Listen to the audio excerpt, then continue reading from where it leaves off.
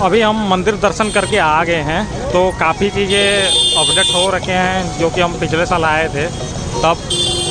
ये सामने शू रखने के लिए जगह था, अपना शू स्टैंड था गवर्नमेंट का, तो वो अभी वो बड़ौदा के करीब हो गया है, उस साइड में लगभग 500 मीटर के आगे। तो थोड़ा पब्लिक को परेशानी उठाना पड़ रहा है उसके लिए। तो लोकल इधर हैं ये जूते रखने वाले शू स्टैंड और मोबाइल लॉकर है सारे।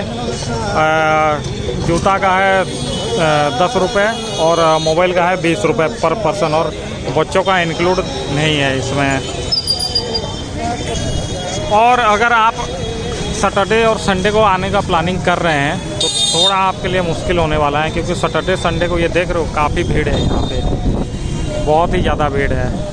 और वो देखिए वो अपना बाना चेंज हो रहा है, झंडा चेंज हो रहा है अपने मंदिर का।